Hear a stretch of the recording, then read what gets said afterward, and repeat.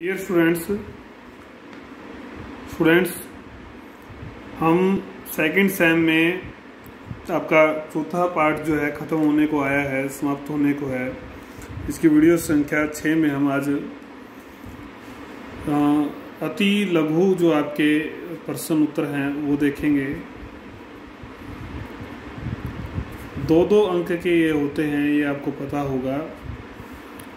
जैसा कि आपको पता है कि फर्स्ट एंड सेकंड सेम का जो आपके एग्ज़ाम है वो एक साथ होने वाले हैं।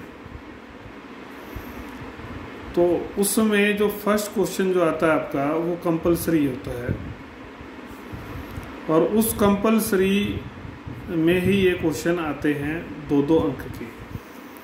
तो इन क्वेश्चन की बात क्या है कि एक तो ये इजी होते हैं और एक वेरी शॉर्ट होते हैं। कुछ क्वेश्चनों में तो केवल आप 1 या 2 शब्द लिखकर 2 अंक जो कि कटते भी नहीं, जिसमें कुछ कट नहीं सकता, कुछ नहीं कट सकता, ऐसे ये क्वेश्चन हैं। तो इस तरह से 8 क्वेश्चनों में अगर आपको 16 शब्द लिखने पड़ गए और उन 16 शब्दों के आपको 16 अंक मिल जाते हैं, तो कितनी बड़ी बात है। 16 अंक का आप कितना बड़ा क्वेश्चन करते हैं, तो उसमें आपको बहुत अच्छा लिखने पर भी बहुत बार ऐसा होता है कि 16 तो मिलते ही नहीं आमतौर पे, बाकी तो एग्जामिनर पर डिपेंड करता है। लेकिन इसमें आपको 16 पक्के मिल जाएंगे। उसमें 5 पेज लिखने पड़ेंगे, इसमें केवल 16 शब्द लिखने हैं। तो इसलिए इनको अति महत्वपूर्ण समझें आप। अति लघु के साथ साथ ये अति महत्वपूर्ण भी हैं अंक की दृष्टि से। अब दूसरी बात क्या है, जो आपको मैं करवाऊंगा तो वो बहुत थोड़े ही होते हैं, लेकिन कंसेप्ट अगर आपने समझा, लेसन आपने पढ़ा है सही से, तो फिर कुछ भी ऐसा नहीं होगा जो न आए आपको।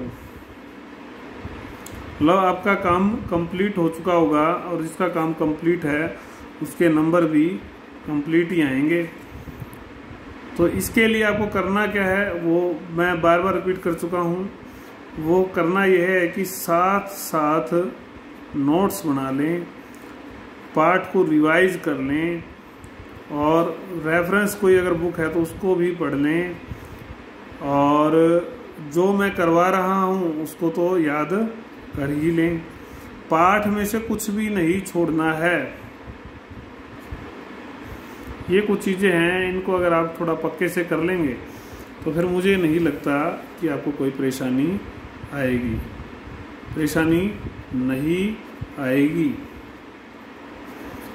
फिर भी कोई क्वेरी, कोई आपकी शंका है तो उसको आप अपनी जो गूगल मीट की क्लास है उसमें भी या व्हाट्सएप से भी आप जो है वो क्वेरी ले सकते हैं।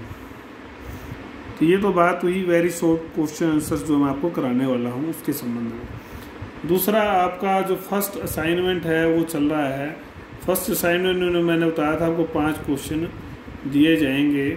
दोबारा आपको ये लिख कर समझाया जा रहा है, फिर भी अगर आप नहीं करेंगे तो आपका ही नुकसान इसमें होने वाला है।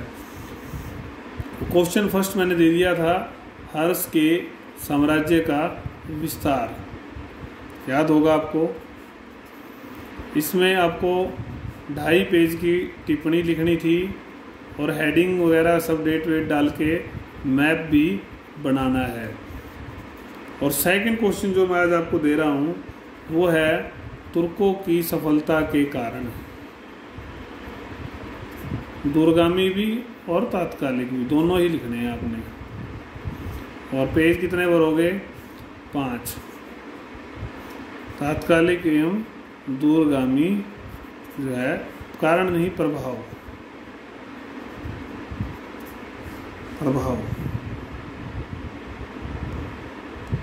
भारतीय समाज पर क्या प्रभाव इनका, जो सफलता इनको मिली आक्रमणों से, उसके तात्कालिक और दूरगामी क्या प्रभाव पड़े, इसके संबंध में 5 पेज आप लिखेंगे। तो ये हो गया आपका असाइनमेंट। तो असाइनमेंट साथ की साथ बना लें, बुक्स की व्यवस्था कर लें,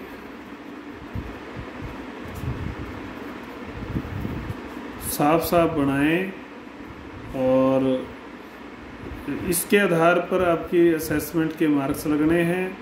और जैसे कि अभी आपने देखा होगा इस साल का कुछ बच्चों का जो सेकंड सेम का भी रिजल्ट आया है, उससे आपको पता चल गया होगा कि असेसमेंट कितनी इम्पोर्टेंट है, रिजल्ट में कितना फ़र्क पड़ जाता है। आप देखें रिजल्ट जो आपके अब बच्चे 4th सेम में हो गए हैं, उनका जो रिजल्ट है आ गया है वो किस आधार पर आया है वो देख लें आप ध्यान से।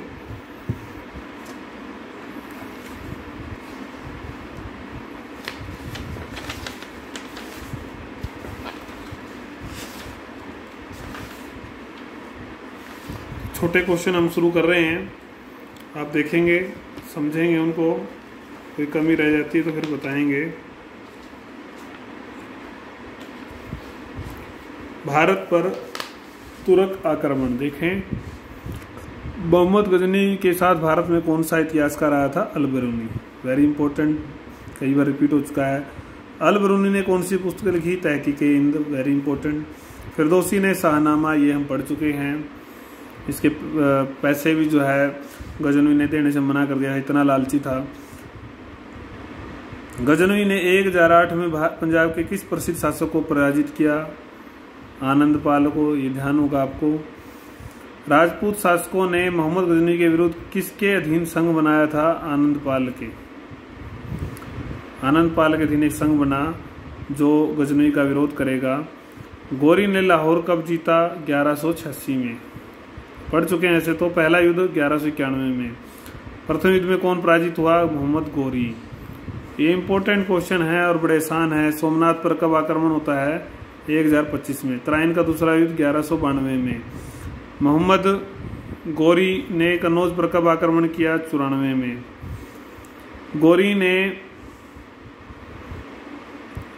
अपने भारतीय प्रदेश में किसे वायसराय नियुक्त किया? कुतुबुद्दीन ऐबक को। ये तो बाद में शासक बनते हैं तुतमिश और बलबंतो।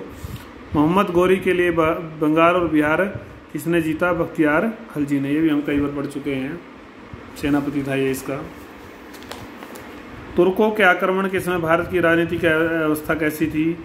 शोचनीय थी, बहुत खराब थी। मोहम्मद गजनी ने भारत पर कितनी बार आक्रमण किए? 17 आक्रमण किए। गजनी ने थानेसर पर कब आक्रमण किया? 1014 ईस्वी में। गजनवी की मृत्यु कब हुई?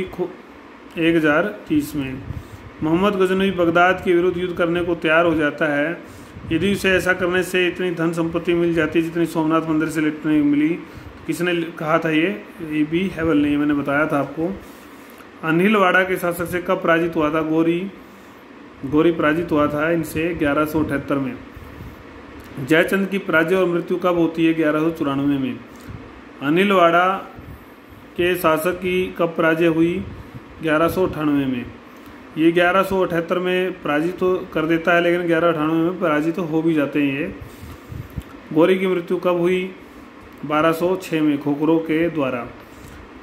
भारत में मुस्लिम राज्य का संस्थापक कौन था? मोहम्मद गौरी। गजनी ने भारत पर प्रथम बार आक्रमण कब किया? 1000 ईस्वी में। तो ये कुछ क्वेश्चन हमने पढ़े, आप देख लें इनको। कुछ और भी देखते हैं, अगर कुछ वहाँ मिलता है तो इम्पोर्टेंट मिलाप करके। मोहम्मद गजनवी इतिहास में किस नाम से प्रसिद्ध है? मूर्ति तोड़ने वाला, दी आइडल ब्रोकर या मूर्ति भंजक। ये मैंने आपको बताया है। 3 ये टाइटल हो गए, विशेषण हो गए एक जैसे ही। इनको याद कर लें आप। ये कई बार एग्जाम में आ जाता है, कंपटीशन में भी आ जाता है, तो आपको ध्यान रहना ही चाहिए।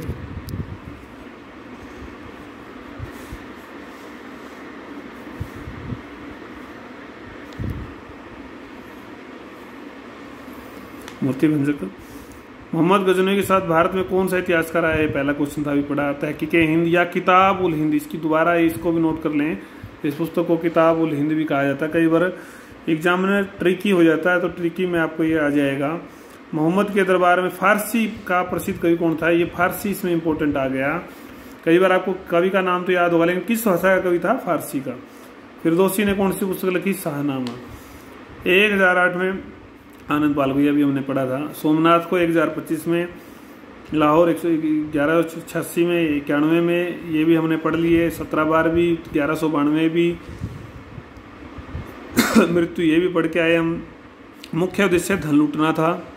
पृथ्वीराज रासो का लेखक कौन था? चंद्रबरदाई, इंपॉर्टेंट।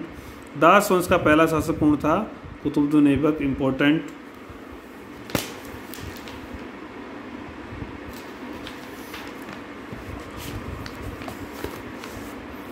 मोहम्मद गौरी ने अपने भारतीय प्रदेश में, ये भी हमने पढ़ लिया। जयपाल को अगर हम जोड़ेंगे इधर, गए पंजाब का शासक था ऐसे। तराइन का दूसरा आक्रमण 1192, गजनवी का भारत पर पहला आक्रमण 1000, सोमनाथ की लूट 1025, गजनवी के दरबार का कवि फिरदौसी। ये थोड़ा याद करने का, बार बार रिपीट होने से आपको याद भी हो जाएंगे। मुस्लिम साम्राज्य का संस्थापक कौन था? आपका मोहम्मद गौरी, वास्तविक संस्थापक इसको माना जाता है। गजनवी का जन्म 971 और 1191 में क्या हुआ? आपका तराइन की पहली लड़ाई। दास वंश का पहला शासक था कुतुबुद्दीन ऐबक। चंद्रबरदाई ने क्या लिखा? पृथ्वीराज रासो। तो ये आपके कुछ क्वेश्चन दोबारा रिपीट भी हुए हैं, इससे आपको इजी हो गया होगा। तो ये सारे क्वेश्चन आपको करने हैं। एक वीडियो में मैं आपको बता चुका हूँ LMS। LMS क्या है? लर्निंग मैनेजमेंट सिस्टम है गवर्नमेंट का। DHE ने जो है एक विशेष इनिशिएटिव लिया है। इसके लॉगिन मैंने आपको बताया था, जो आपका रोल नंबर है। रोल नंबर क्या है? लॉगिन आईडी आपकी यूजर आईडी है, वही रोल नंबर आप यूज करेंगे। और पासवर्ड सब बच्चों के लिए, फर्स्ट सेकंड फाइनल सब ईयर के बच्चों के लिए L बड़ा, M छोटा, S छोटा, @ 1 2 3 4 5 6 है। तो ये अगर आप यूज करेंगे इस वेबसाइट पर, ये मैंने बताया था आपको DHELMS.in ऐसा करके लिंक है, उस पर जाएंगे। ये लिंक मैंने शेयर भी किया हुआ है अपने ग्रुप में, इसको आप देख सकते हैं। तो 2 लिंक हैं, एक ये DHELMS का है और एक स्टडी मटेरियल के लिए और भी ग्रुप है, ये लिंक है। उसमें मैंने आपको दिखाया भी था क्लास में कैसे आप की लेक्चर पा सकते हैं बहुत सारे लोगों के, अच्छे अच्छे टीचर्स के, डिफरेंट टॉपिक्स पर, एक ही टॉपिक्स पर भी। तो उससे आपको रिवाइज लर्निंग प्रोसेस जो आपकी इजी हो जाएगी अगर आप सीखना चाहते हैं तो। और मुझे बहुत कम फीडबैक मिलता है आप लोगों का, ये एक अच्छी बात नहीं है। इससे कुछ मिलने वाला आपको नहीं है, आप देंगे तो कुछ पाएंगे। तो ये इसको लॉगिन करके देखें। इस पर हमने कोर्स क्रिएट कर रखे हैं, हर एक सब्जेक्ट टीचर ने कोर्स क्रिएट करने हैं। वहाँ पर आपको कोर्स मिलेगा। उस कोर्स में कुछ ये जो वीडियो मैं आपको यूट्यूब पे डाल रहा हूँ, इनके लिंक भी मिलेंगे। अदर भी कोई क्विज़ अगर डालनी है, क्विज़ भी आपको वहीं मिलेगी। आपकी ग्रेडिंग होगी तो वो आने वाले समय वो भी वहीं पर होगी। कई चीज़ें हैं, धीरे धीरे ये ऑप्शंस बढ़ते जाएंगे और यूज़ में भी आते जाएंगे। तो आप इनको यूज़ करना शुरू कर दें। फिर भी कोई परेशानी समझ में आती है तो आप मुझसे पूछ सकते हैं।